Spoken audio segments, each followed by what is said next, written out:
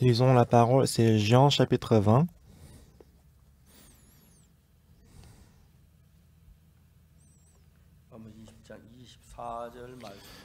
Jean chapitre 20 du verset 24 jusqu'au verset 29.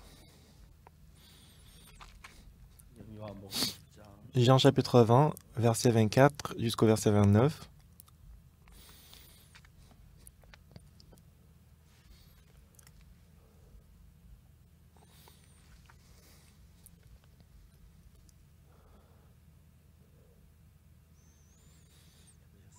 Si vous y êtes,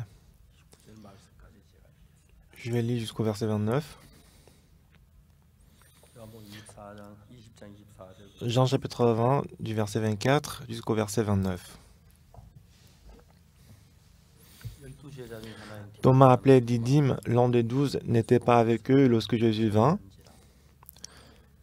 Les autres disciples lui dirent donc, « Nous avons vu le Seigneur. » Mais il leur dit, « Si je ne vois dans sa main la marque des clous, si je ne mets mon doigt dans la marque des clous, si je ne mets ma main dans son côté, je ne croirai point. » Toujours après, les disciples de Jésus étaient de nouveau dans la maison et Thomas se trouvait avec eux. Jésus vint et la porte étant fermée, se présenta au milieu d'eux et dit, « La paix soit avec vous. » Puis il dit à Thomas, « Avance ici ton doigt et regarde ma main. Avance aussi ta main et mets-la dans mon côté. Et ne sois pas incrédule, mais crois. »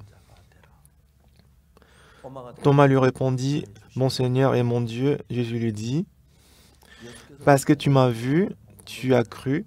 Heureux ceux qui n'ont pas vu et qui ont cru. » Nous avons lu jusqu'au verset 29. La résurrection de Jésus-Christ est merveilleuse.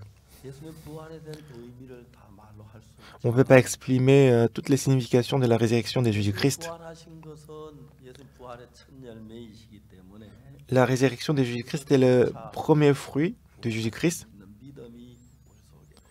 On a aussi la foi que dans l'avenir, on va aussi être ressuscité. Je vous ai déjà dit,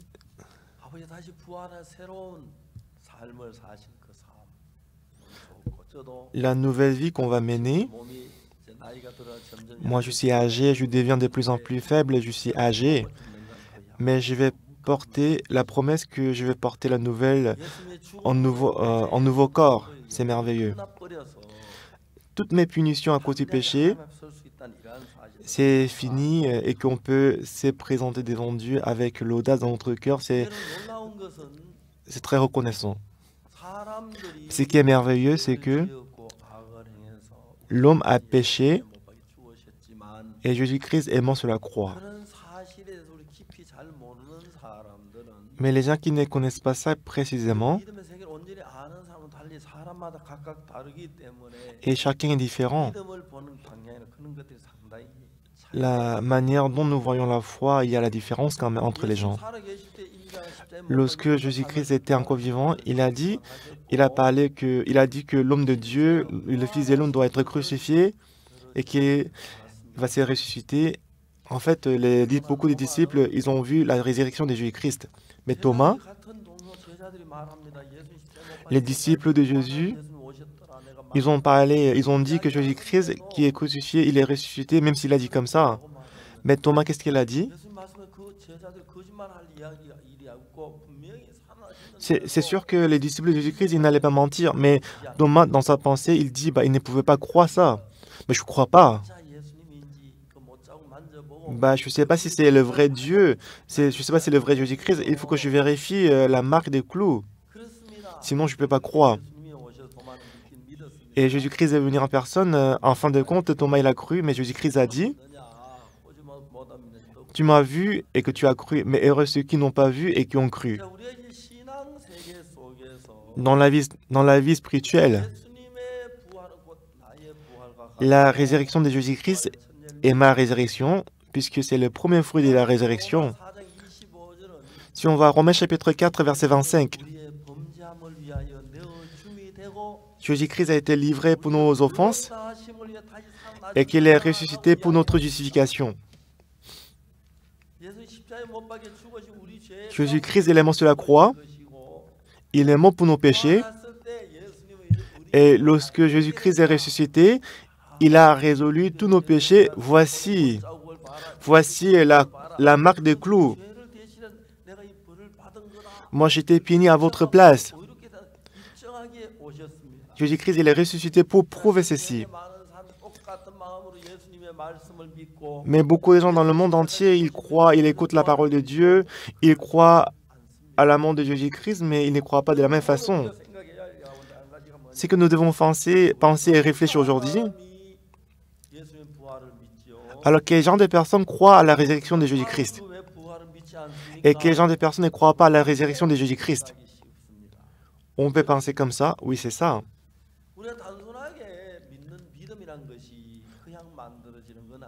La foi que nous avons, ça ne se crée pas automatiquement. Depuis mon enfance, j'allais à l'église. Mais toujours, je me croyais pécheur. J'ai demandé le pardon du péché. C'est comme ça que j'ai prié. Dans la soirée, en m'amusant, en sortant avec mes amis, j'ai volé les fruits, j'ai volé les blés. Et que tout le matin, je vais à l'église, j'ai demandé le pardon. Et dans mon cœur, parce que je voyais que j'ai commis le péché, j'avais toujours le péché dans mon cœur. C'est vrai que Jésus-Christ, il est mort sur la croix à cause de nos péchés. Mais mes péchés sont lavés? Non. Ce qui fait que toujours, j'ai toujours dit que j'étais pécheur. Mais Dieu s'est mis à travailler dans mon cœur. Ce qui est merveilleux, c'est que Jésus-Christ est ressuscité sur la croix. Jésus-Christ est ressuscité. Même si les disciples, ils l'ont vu ou pas, si les disciples, ils ont dit que Jésus-Christ est ressuscité, c'est vrai, mais Thomas, il a dit que si je ne vois pas la marque de clou, je ne peux pas y croire. Vous voyez, en fait, chacun est différent. Depuis mon enfance, j'allais à l'église, mais à l'âge de 19 ans, j'ai compris que le sang de Jésus-Christ a lavé tous mes péchés. Et avant de découvrir ça, après avoir cru à cette parole, après que Jésus-Christ est entré dans mon cœur, la vie d'avant, la vie d'après, c'est complètement différent. Donc c'était vraiment merveilleux. Mais Dieu nous a aimés. Dieu a commencé à conduire ma pensée. J'ai pensé que même si j'ai commis un peu de péché, ça va aller. Mais Dieu m'a montré que vivre pour moi-même, tout ça c'est inutile. Dieu, il a fait s'effondrer mon cœur. Ce qui était capital, c'est que j'avais pas le boulot en ce moment-là. C'était difficile de toucher une pièce d'argent. On était tous en difficulté. Alors moi, j'avais pas de travail, j'avais pas vraiment des choses à faire. Alors, j'ai postulé aux soldats des métiers. J'ai postulé aux soldats des métiers techniques. Ce n'était même pas une académie de l'officiel, mais c'était juste une école de soldats de métiers. Je ne pensais pas que j'allais échouer. Puisque physiquement, je n'étais pas des problèmes, donc je pensais que j'allais être admis. Mais mon dent devant, c'était un peu cassé. Mais je ne savais pas qu'à cause de ça, que j'allais être disqualifié. Donc, à part les dents, j'ai passé. Mais le docteur dentiste, après qu'il a observé mes dents, il a mis quelque chose, il a mis une marque sur mon cahier de santé.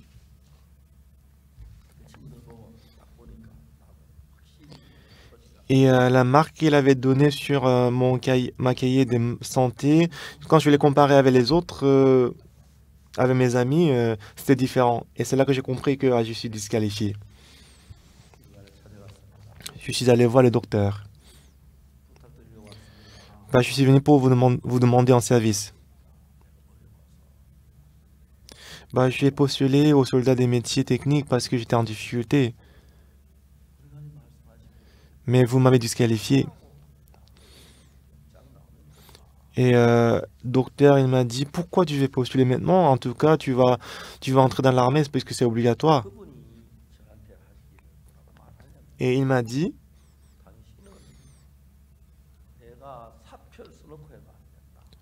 même si je dois arrêter, même si je dois donner ma démission, je peux pas te laisser. Donc, comme il disait comme ça, je pouvais rien dire. Je suis rentré chez moi.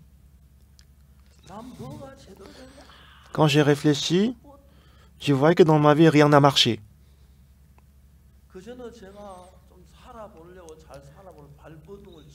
Avant, je m'efforçais, je me débattais.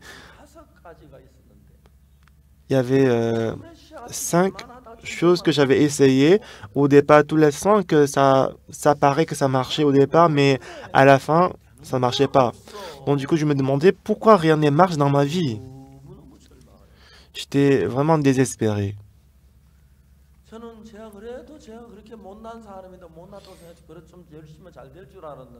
Bah, je pensais que c'est vrai que je suis misérable, mais quand j'ai fait des efforts, je peux quand même, je peux réussir. Mais tout ce que je faisais, c'était effondré.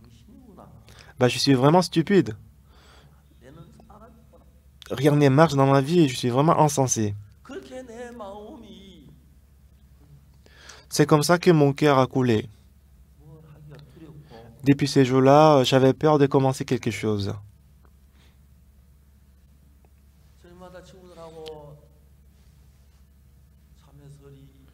Chaque soir, avec les amis, on a volé le melon jaune, on a volé le fruit.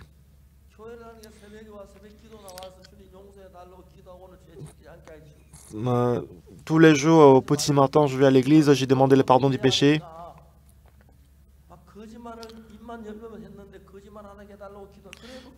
J'ai prié que je ne mens plus, mais tout le jour, j'ai menti. Alors je me disais que bah, je vais mourir.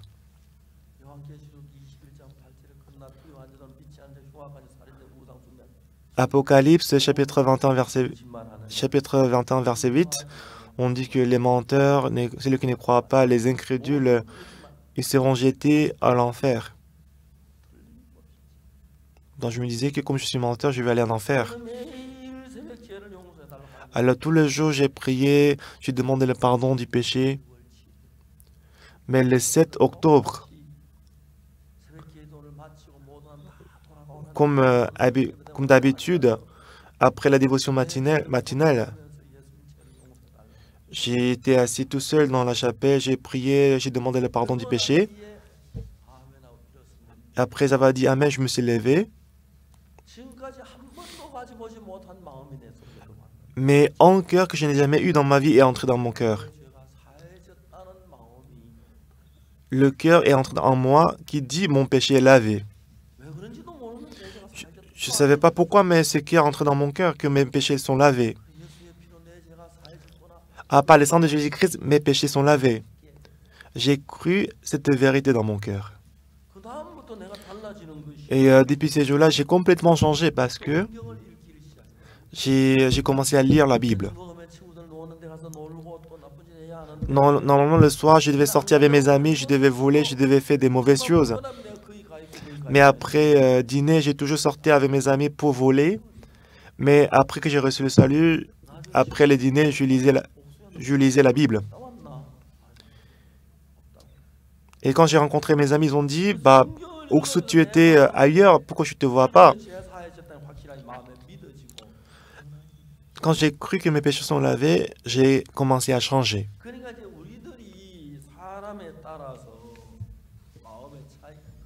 Selon la personne, selon la personne, on peut avoir les différences. Si on voit dans le livre d'Esdée, il y avait la reine Vashti. Le roi a envoyé 7 serviteurs à Vashti pour montrer sa beauté, mais elle ne voulait pas. Comme elle ne voulait pas, elle était destituée. Mais Esdée, elle avait grand fardeau dans son cœur, mais en écoutant la parole de Mardoché, elle a été utilisée pour sauver les Juifs.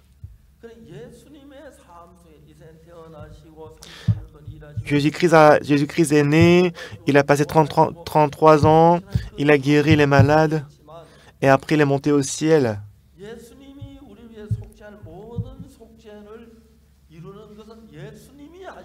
Et c'était Jésus-Christ qui a accompli toutes les expiations. C'est le travail de Jésus-Christ. Alors nous, ce que nous devons faire, c'est qu'on doit croire que Jésus-Christ est mort sur la croix et qu'il a lavé tous nos péchés. Mais selon l'état du cœur de la personne, c'est tout différent. C'est vrai que Jésus-Christ est ressuscité. On sait très bien que Jésus-Christ est ressuscité, mais il y a beaucoup de gens qui n'y croient pas.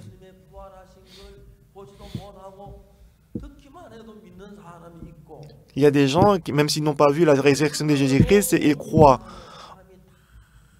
à la résurrection de Jésus-Christ, mais il y a des gens aussi, même s'ils ont écouté, il y a des gens qui ne croient pas. Et la Bible nous a expliqué ça explicitement. Si on voit en Roi chapitre 4, à l'époque du prophète Élisée,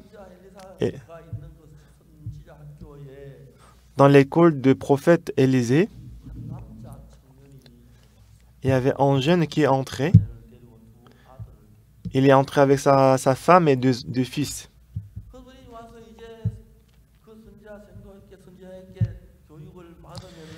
Il a suivi la formation et qu'il a appris la vie spirituelle.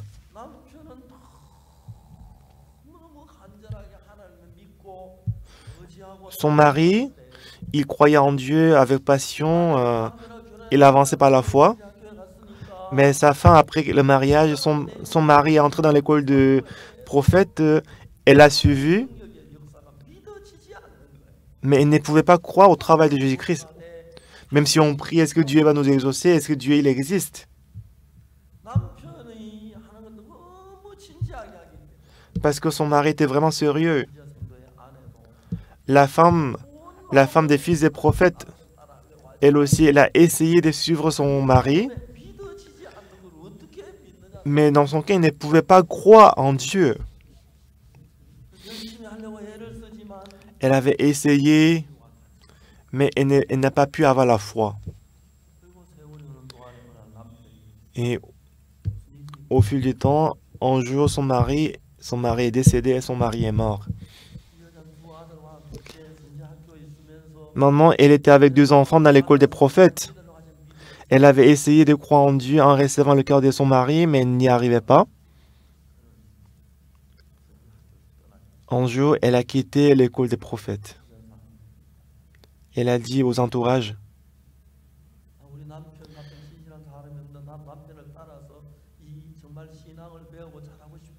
moi, je voulais suivre mon mari pour apprendre la vie spirituelle. Mais j'avais fait n'importe quoi, mais j'y arrivais pas à croire. Mais les entourages, ils comprenaient. Bah, elle a essayé de croire en Dieu, mais elle n'y arrive pas, donc on fait quoi? Donc, madame, tu as beaucoup travaillé. En tout cas, tu peux t'en aller.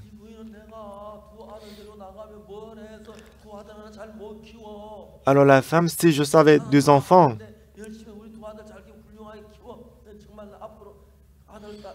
je vais essayer de m'occuper de mes 2 enfants.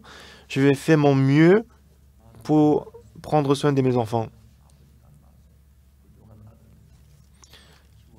Les entourages, ils ont dit à la femme que 2 enfants, ils tiennent beaucoup à votre époux, ce qui fait qu'ils vont bien grandir. Donc prends soin d'eux, bien. Je ne sais pas quelques années sont passées. Un jour, la femme avec 2 enfants, elle est rentrée. Tout le monde était content. Ah, madame, tu es rentrée, enchantée. Ça fait longtemps. Il y avait des gens qui sont venus pour la voir. Et elle a dit, moi, après que j'ai quitté l'école des prophètes, je pensais que bah, je vais bien m'occuper de mes deux enfants, mais la vie n'est pas facile dehors. Bah, j'ai vendu des marchandises, j'ai prêté de l'argent, je ne pouvais pas payer les intérêts, du coup j'ai beaucoup de dettes.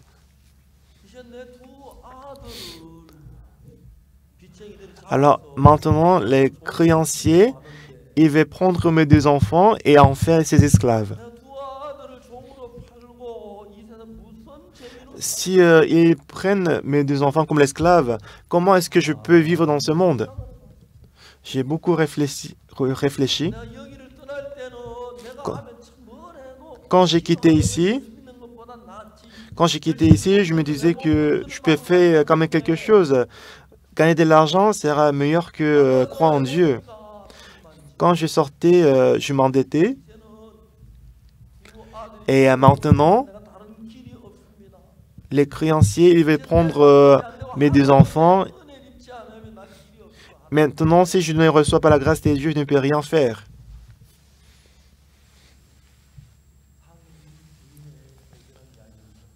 Alors les gens, ils ont écouté cette parole de la femme. Et le soir, le prophète Élisée est venu et s'est tenu devant le prophète Élisée, homme de Dieu. Moi, j'ai complètement péri.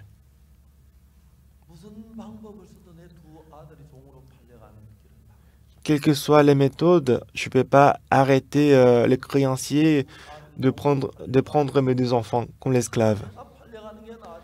Bah si mes deux enfants doivent être vendus comme l'esclave, vaut mieux que moi je sois vendu comme l'esclave. Alors maintenant, je n'ai pas d'autre méthode, d'autre chemin que Dieu. Et Élisée a dit à la femme, Madame,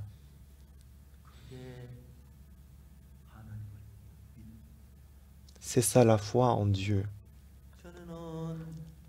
Avant, tu as préféré ta méthode qu'à Dieu. Tu as quitté Dieu, tu as utilisé ta méthode. Tu as suivi ta méthode. Mais maintenant, parce que ta méthode ne marche plus, tu es venu chercher, tu es venu rencontrer Dieu. C'est ça la foi. Essaye de t'appuyer sur Dieu. Essaye de te confier en Dieu. Dieu travaillera. Élisée, le prophète, il savait. Pourquoi est-ce que Dieu a pris son mari? Parce que s'il ne prend pas son mari, on ne peut pas briser son cœur. Pourquoi est-ce que Dieu il a fait en sorte que deux enfants soient vendus comme l'esclave? Parce qu'elle faisait confiance en elle-même.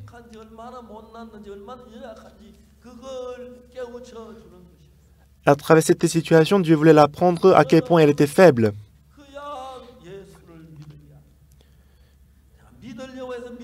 Moi, je n'avais pas essayé de croire en Jésus-Christ. Je n'ai pas essayé de croire en Jésus-Christ par mes efforts. J'avais beau essayer d'être pardonné du péché, je me débattais, je m'efforçais. Ce que je fais, je me considérais comme une personne bien, quelqu'un de bien. Je pense que j'étais intelligent, mais tout ce que je faisais, c'était détruit. Alors, j'avais aucun espoir dans mon cœur. Il n'y avait pas d'autre espoir que Jésus-Christ. On est les mêmes disciples de Jésus-Christ. Ils étaient les mêmes personnes, ils étaient les mêmes disciples de Jésus-Christ. Si on fait confiance en nous-mêmes, la personne qui s'appuie sur lui-même, croire en Dieu, c'est très difficile. Alors, de temps en temps, Dieu, il détruit notre foi en nous-mêmes, la confiance en soi.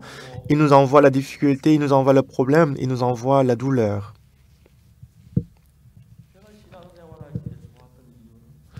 La raison pour laquelle j'aimais la vie spirituelle,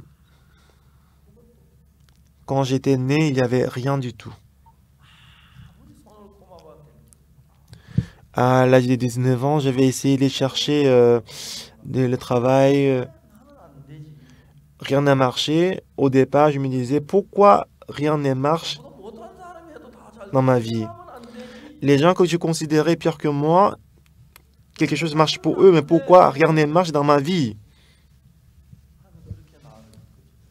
C'est ainsi que Dieu m'a conduit. Parce que Dieu voulait me donner ses saluts.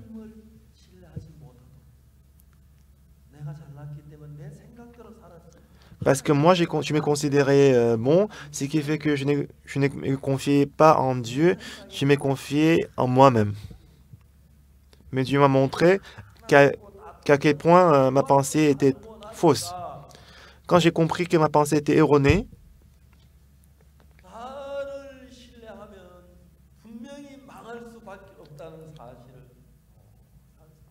j'ai découvert que si je fais confiance en moi-même, c'est la destruction. L'histoire du fils prodigue, c'est la même chose. La femme du fils des prophètes, elle ne pouvait pas croire en Dieu. Je vais travailler, je vais gagner de l'argent, pourquoi je dois croire en Dieu? Elle avait la confiance. C'est vrai que dans un coin de son cœur, elle avait essayé de croire en Dieu, que son mari a cru, mais elle ne pouvait pas avoir la foi en Dieu. Dieu a aimé cette femme, Dieu il a aimé ses 2 enfants. Dieu a pris son mari. Le fait que son mari est mort, c'était triste. Même si mon mari est mort, je vais bien prendre soin de mes 2 enfants. Je vais les faire se marier. On va vivre dans le bonheur, dans la joie. Elle avait la pensée que si j'essaie, je peux bien m'occuper de mes 2 enfants.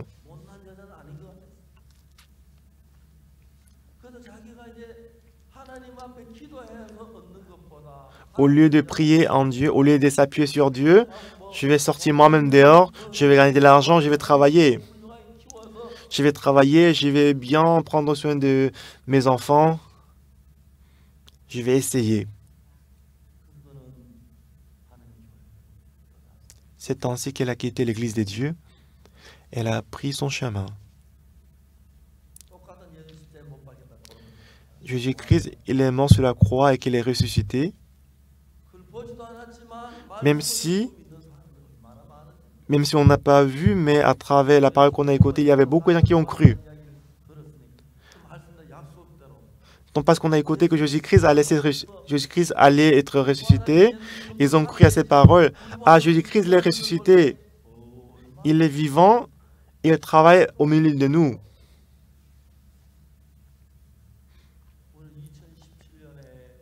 En 2017, nous avons fondé CLF à New York.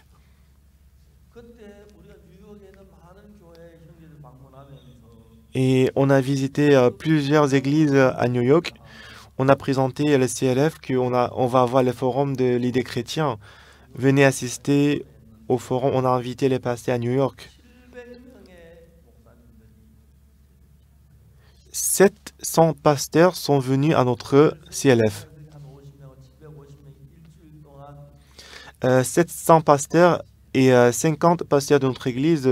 Pendant une semaine, nous avons fait le programme et que j'ai prêché comment on peut recevoir le salut à travers le sang de Jésus-Christ. Et beaucoup de pasteurs, ils étaient tous étonnés. Ce que je voudrais vous dire,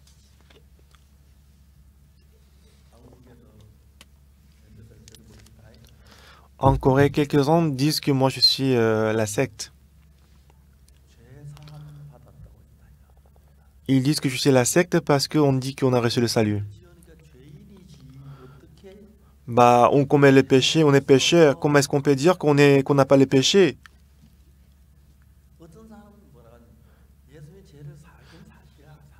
Quelques-uns disent que Quelques-uns disent que bah, c'est vrai que Jésus-Christ a lavé tous nos péchés, mais parce qu'on commet les péchés, on est pécheur. Les gens qui disent qu'ils sont péchés, parce que bah, c'est vrai que Jésus-Christ a lavé le péché, mais le péché qu'on commet, parce qu'on commet le péché, on est pécheur.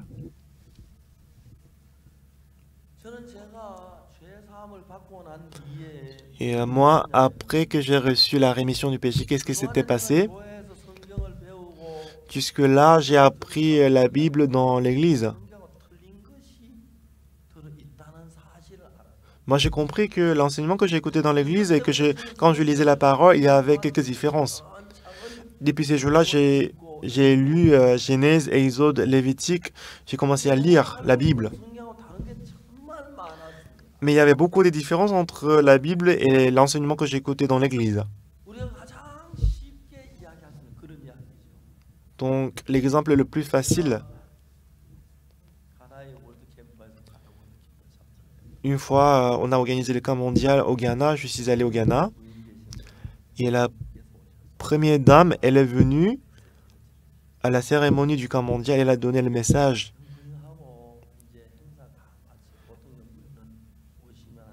Et normalement, lorsque la première dame vient, elle passe juste 10 ou 20 minutes et rentre. La première dame du Ghana, elle était là jusqu'à la fin de la cérémonie. Et elle m'a salué. Elle a rencontré aussi la chorégraphie.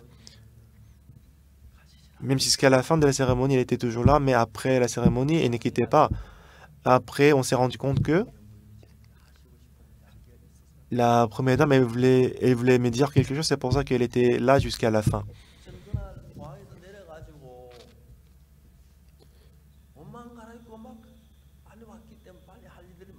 Ces jours-là, dès que j'étais arrivé au Ghana, je suis allé directement à la cérémonie. Donc après la cérémonie, j'avais beaucoup de choses à faire. Mais la première dame, elle m'a dit que Monsieur le Président, il est très malade.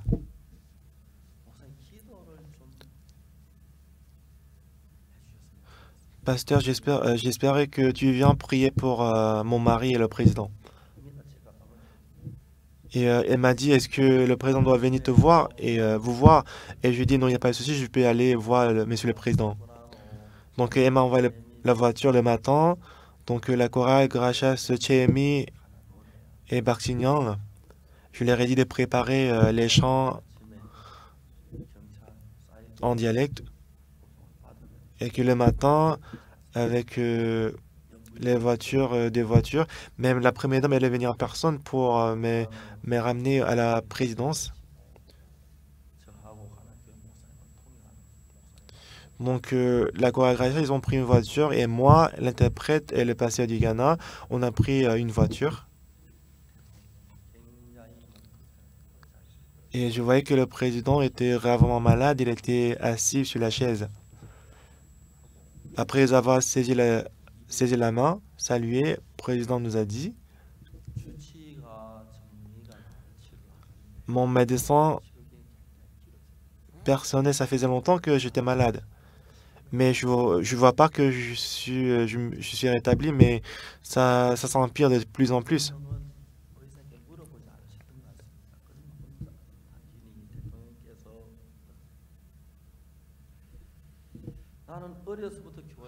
Et Monsieur le Président m'a dit que depuis mon enfance, je suis allé à l'église. Je suis reconnu comme je suis reconnu comme le président le plus pieux, mais devant la mort, je suis pécheur. J'ai peur. Moi, je suis président, mais parce que je suis un homme aussi, j'ai commis le péché.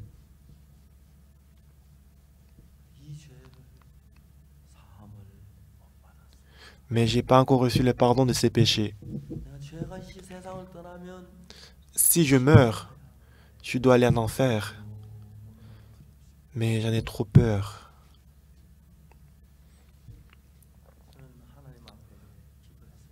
Donc, j'ai prié Dieu dans mon cœur. Dieu, merci beaucoup. Merci et aide-moi de prêcher l'évangile au président. Donc, on a commencé la conversation. Monsieur le président,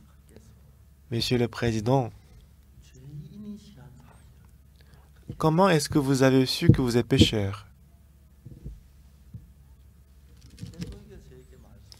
Et monsieur le président m'a dit,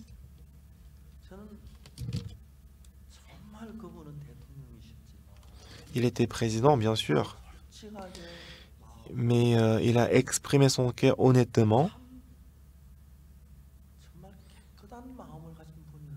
Mais je voyais qu'il était quelqu'un qui avait un nom qui avait un cœur très propre. Il m'a dit, il m'a exprimé son cœur. Il a dit, parce que j'ai commis les péchés, je suis pécheur. Monsieur le président, c'est pas vrai.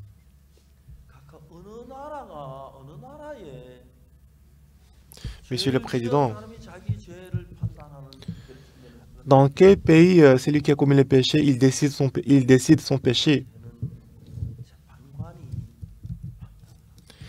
En ce qui concerne le péché, c'est le juge qui décide le péché. C'est pareil au Ghana, n'est-ce pas?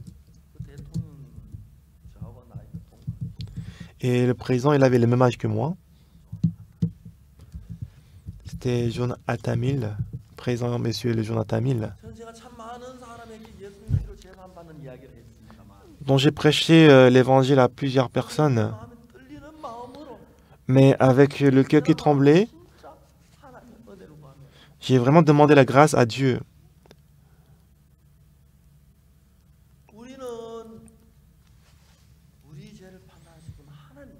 C'est Dieu qui juge notre péché. Monsieur le Président, est-ce que vous avez vu une fois le jugement de Dieu, l'énoncé du jugement concernant vos péchés? Il a dit non, je n'ai pas encore vu l'énoncé du jugement concernant mon péché. Où est-ce que je peux trouver ça? On peut le trouver dans la Bible. Monsieur le Président, vous voulez le voir? Il était surpris. Bah, j'ai envie de le voir, dit le président. Donc j'ai ouvert Romains chapitre 3, verset 23. Tous sont péchés, sont privés de la gloire de Dieu. Donc c'est ça en fait l'énoncé du jugement.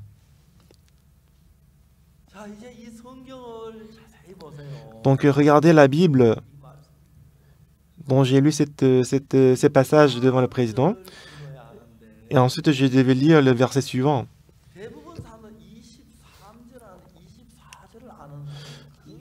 Ben, la plupart des gens, ils connaissent très bien verset 23, mais beaucoup des gens ne connaissent pas verset 24. Le verset dont on a besoin, ce n'est pas le verset 23, mais c'est le verset 24. C'est vrai qu'on doit croire au verset 23, mais on doit aussi croire au verset 24.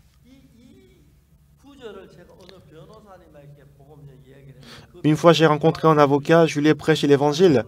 Lorsqu'il a lu ces versets, il était étonné. Il a dit que, pasteur, verset 23-24, c'est écrit de la même façon que l'énoncé du jugement. Lorsque le juge, il donne le verdict, l'arrêt, qu'est-ce qu'il dit? On dit que monsieur A, il a commis tel péché et qu'il doit être puni. Mais à cause de telle raison, je vais la condamner telle année de prison. Une fois, quand je suis allé en prison de Swan pour l'étude biblique, un détenu, il m'a dit qu'il a tué quelqu'un, on l'a envoyé en prison. Et le procureur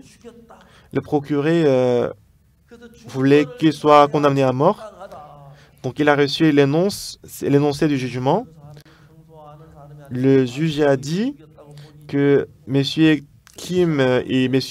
A, il a commis le péché Et normalement, il doit être puni, mais la personne qui l'avait tué, c'était pas la personne qu'il connaissait. Et à cause de telle raison, je vais te condamner 10 ans de prison. En fait, il avait déjà appris par cœur l'énoncé de son jugement. Comme l'énoncé de jugement ici, c'est écrit, tous sont péchés et sont privés de la gloire de Dieu. Mais ils sont gratuitement justifiés par sa grâce. Il nous a sauvés, il nous a justifiés, il était puni à notre place. Par sa grâce, par le moyen de la rédemption qui est en Jésus-Christ.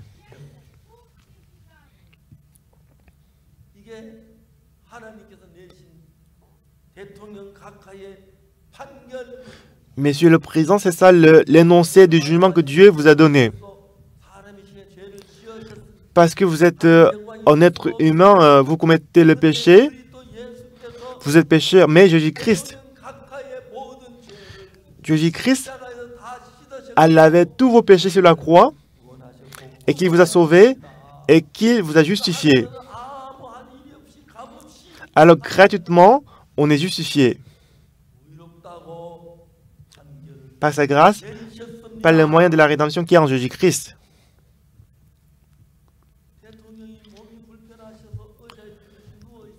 Monsieur le Président, il était malade, donc il était assis sur la chaise, mais il était ému, il était touché. Pourquoi je ne connaissais pas ces paroles? Monsieur le Président, maintenant, est-ce que vous croyez que tous vos péchés sont lavés à travers le sang de Jésus-Christ? Oui, pasteur, j'y crois.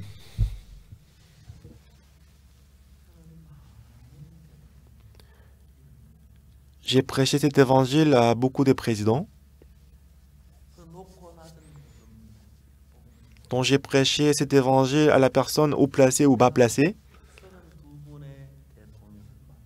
J'ai rencontré 32 présidents. Et pour quelques présidents, je l'ai rencontré plus de 6 fois, 7 fois, 8 fois. Aussi pour quelques présidents, je l'ai rencontré une seule fois. Pourquoi Dieu m'a fait rencontrer le président? C'est pour prêcher l'évangile.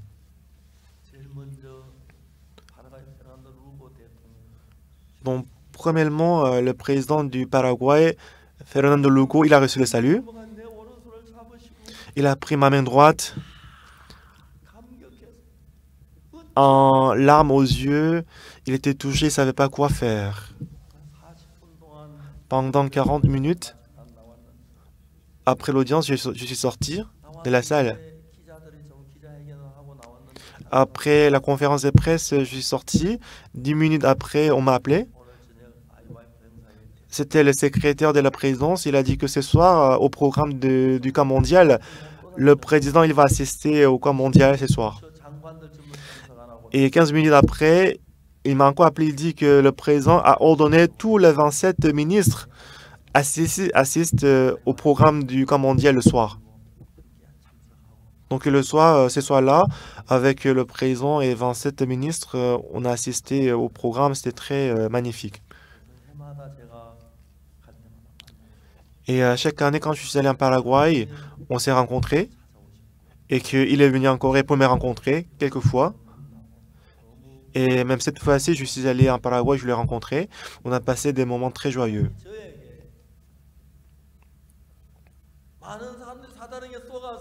Beaucoup de gens sont trompés par Satan. Dieu n'a pas échoué à la croix. Lorsque Jésus-Christ est ressuscité, il est ressuscité pour notre justification, pour prouver que nos péchés sont lavés. Romains chapitre 4, verset 25. Romains chapitre 4, verset 25.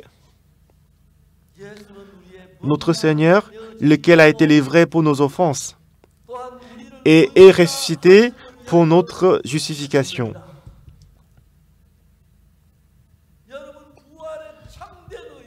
La véritable signification de la résurrection, à travers la mort de Jésus-Christ sur la croix, il a lavé nos péchés, et lorsqu'il est ressuscité, il est ressuscité pour notre justification. C'est pour prouver qu'on est juste, Regardez la marque des clous. Regardez mes côtés. Tous les péchés, toutes les punitions que tu devais recevoir, moi je l'ai reçu à votre place sur la croix. Alors tous ceux qui croient à la croix de Jésus-Christ, tous ceux qui croient en Jésus-Christ, qu'est-ce qu'ils croient? Ah, mes péchés sont lavés sur la croix plus blanc que la neige, c'est ce que nous croyons. Bien-aimés, à travers la mort de Jésus-Christ, nos péchés sont lavés. Est-ce que Jésus-Christ a dit j'ai lavé la moitié du péché, comme je suis trop fatigué, toi-même tu vas laver la moitié du péché, d'accord? Est-ce qu'il a dit comme ça? Non. Jésus-Christ il n'a pas dit comme ça. Jésus-Christ, il a effacé et lavé tous nos péchés. Et il est ressuscité pour notre justification. Regardez la marque des clous. Regardez mes côtés. Regardez ma tête. J'étais puni à cause de vos péchés. J'ai saigné, j'ai versé le sang à cause de vos péchés. J'ai lavé vos péchés plus blancs que la neige. Moi, je suis ressuscité pour rendre témoignage. Le président du Ghana, après avoir écouté ces paroles, il était complètement touché. Il était joyeux. Il était joyeux. Le dernier mot qu'il m'a dit, il a dit, moi, je suis lavé. Moi, je suis sanctifié. Moi, je suis justifié. C'est ainsi qu'il m'a dit, à la fin.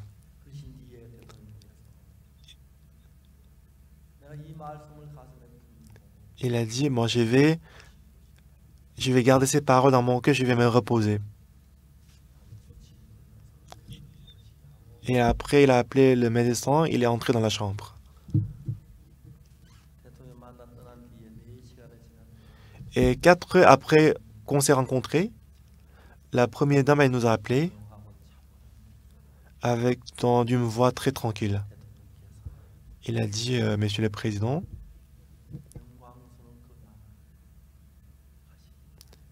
pour aller au ciel glorieux, il vient d'être appelé par Dieu.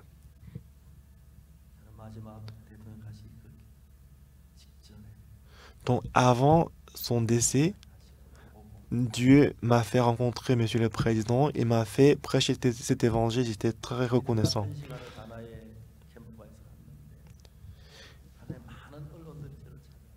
Alors beaucoup de presse, ils sont venus me voir parce que j'étais la dernière personne que Monsieur le Président a rencontrée avant sa mort.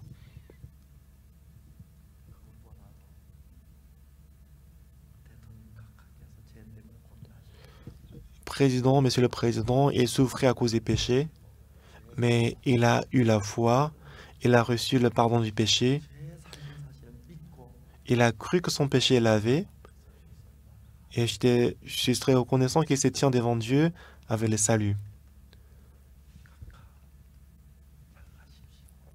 Donc j'ai dit, Monsieur le Président, au revoir, je vais vous voir très bientôt. On va se voir au ciel, on va causer, on va se parler. Donc j'attends le jour où on va se voir. La Bible dit qu'on est pécheur. Tous sont péchés et sont privés de la gloire de Dieu. Mais, le verset suivant, on dit qu'on est juste. Pourquoi? C'est pas parce qu'on n'a pas péché, on a commis les péchés. Mais nous sommes justifiés par sa grâce, par le moyen de la rédemption qui est en Jésus-Christ. Pourquoi Jésus-Christ a été crucifié? Est-ce que Jésus-Christ est mort pour laver une partie de nos péchés? Il est mort sur la croix pour nous envoyer au ciel, pour laver nos péchés plus blancs que la neige. À cause de ces péchés qu'il est mort sur la croix et qu'il est ressuscité après. Aujourd'hui, beaucoup de chrétiens, ils renient le sang de Jésus-Christ. Ils disent qu'ils sont pécheurs.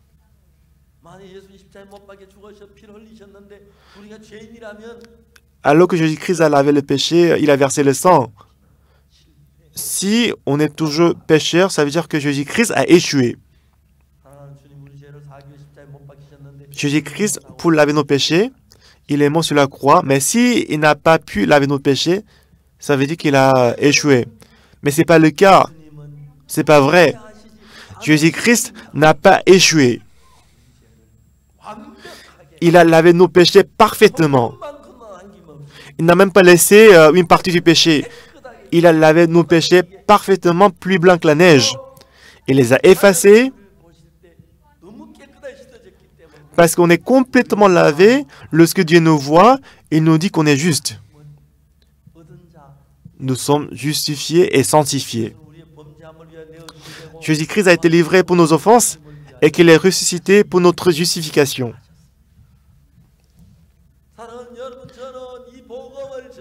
Moi, je prêche cet évangile. Je dis que Jésus-Christ n'a pas échoué. Beaucoup de gens, le dimanche, ils vont à l'église et ils disent qu'ils sont pécheurs. Quand ils disent qu'ils sont péchés, ça veut dire que Jésus-Christ n'a pas lavé les péchés sur la croix. Moi, je prêche cet évangile dans le monde entier. En 2017, on a invité les pasteurs aux États-Unis pour faire la réunion des pasteurs. Ça fait déjà 3 ans. Pendant 3 ans, plus de 240 000 pasteurs, ils ont écouté l'évangile, ils ont reçu le salut. Encore en Corée, il y a beaucoup de gens qui disent qu'ils sont pécheurs et ils nous appellent la secte. Mais l'année dernière, le 19 décembre, on avait invité 500 pasteurs du monde en Corée. Et quand j'ai prêché l'évangile, ils étaient tous touchés. Et beaucoup de leaders chrétiens dans le monde entier, ils sont avec nous. Le sang de Jésus-Christ. Le sang de Jésus-Christ a lavé tous nos péchés, plus blanc que la neige. Notamment les Pâques, dont je voulais prêcher cet évangile surtout au jour de la Pâque. Par son sang, on est sanctifié. Le jour joyeux, Jésus qui m'a lavé tous mes péchés.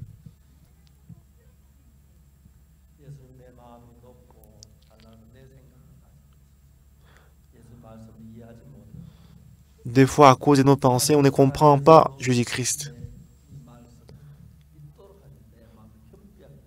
Et pour que je puisse croire à ces paroles, pour que je puisse croire à la parole, Dieu m'a envoyé beaucoup de situations, il a humilié mon cœur.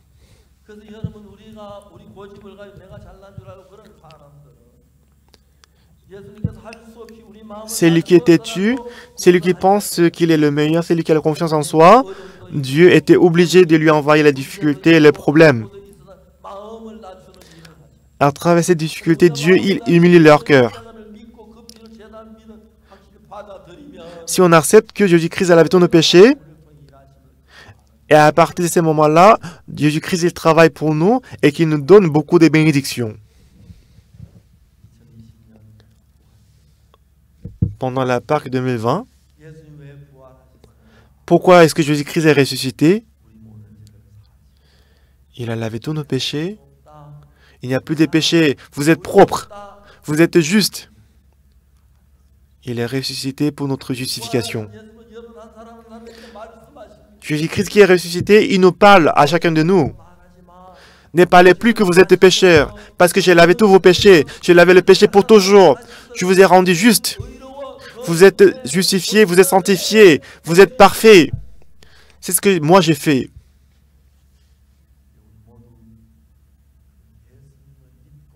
J'espère que vous tous, vous croyez en ce Jésus-Christ.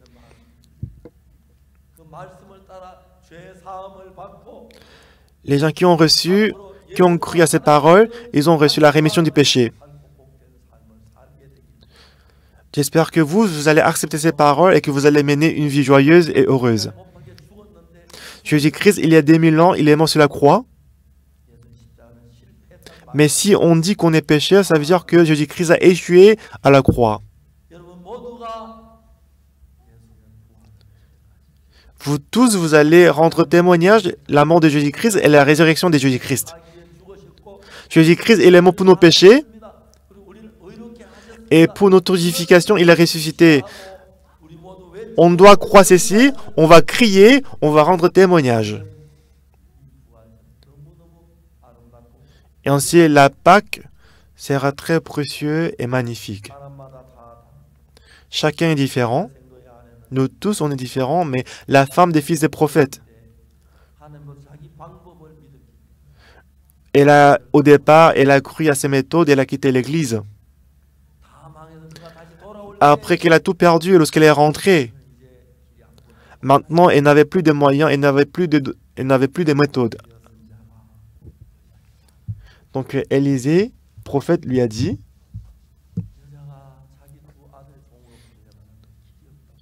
elle a dit que mes 2 enfants, ils vont être vendus comme l'esclave.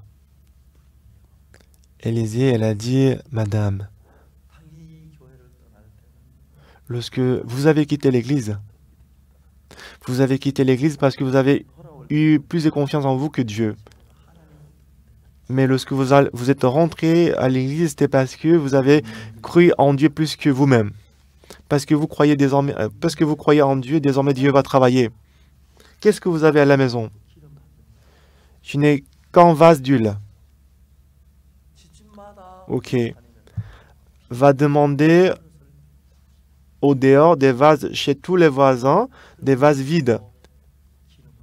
Et fermer la porte et verser dans tous ces vases de l'huile. Alors, elle, après sa pensée, verser de l'huile, qu'est-ce que ça va faire? Mais en suivant la parole du prophète, elle a préparé tous les vases vides dans la maison. Elle a fermé la porte et s'est mise à verser de l'huile. Maman, maman, maman, l'huile sort continuellement. On a déjà rempli plusieurs vases. Avant, j'étais arrogant, j'étais orgueilleuse. Je pense que j'étais le meilleur. Maman, on a déjà rempli 2 vases de l'huile. Ton papa, il a cru en ces dieux. Mais avant, je ne croyais pas à ces dieux. Maman, il ne reste qu'un vase d'huile. Oui, mon fils.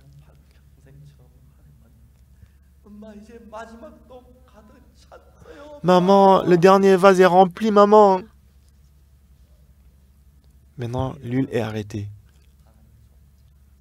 La femme, elle est allée voir la serviteur de Dieu. Élisée, le prophète, il était très content. Vends tous les vases d'huile, tu vas payer la dette. Et prends soin de tes 2 enfants, dans la grâce, dans la joie. Je pense qu'elle vivait avec ses 2 enfants dans la joie. Il faut que Dieu soit plus avancé que nos pensées. Quelles que soient les pensées, si Jésus-Christ a dit que nos péchés sont lavés, nos péchés sont lavés. Si Jésus-Christ dit qu'on est juste, on doit croire qu'on est juste. On doit abandonner nos pensées si on croit en Dieu. À partir de ces moments, Dieu nous bénira dans tous les aspects. Depuis que j'ai cru en Dieu, Dieu m'a établi pour prêcher l'évangile dans le monde entier. Quand je pense que cet évangile va être répandu partout dans le monde, je suis reconnaissant. Pâques 2020,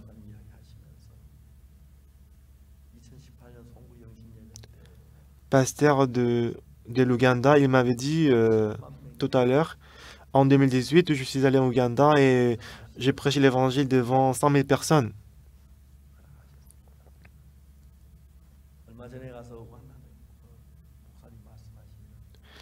Il y a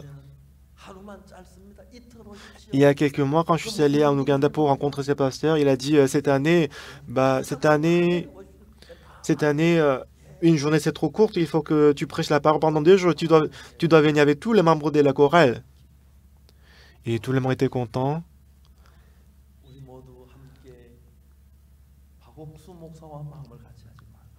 Vous n'allez pas unir votre cœur avec le cœur des pasteurs Park, mais vous allez unir votre cœur avec la parole de Dieu.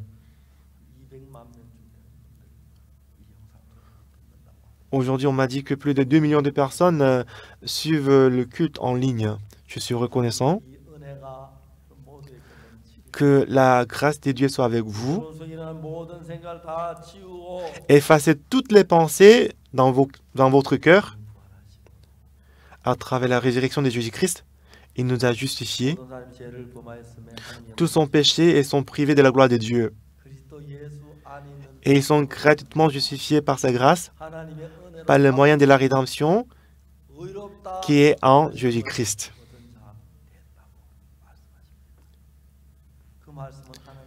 Cette parole nous dit qu'on est juste.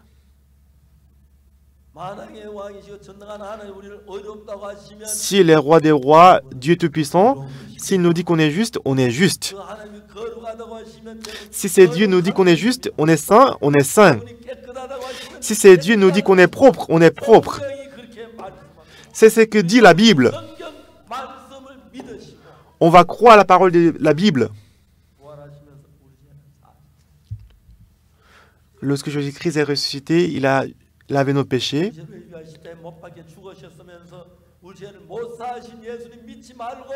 Vous n'allez pas croire en Jésus-Christ qui n'a pas lavé le péché, mais vous allez croire en Jésus-Christ qui a lavé tous nos péchés. Il faut croire en ce Jésus-Christ. Je crois que la bénédiction de Dieu soit avec vous. Donc je rends grâce à Dieu. Merci.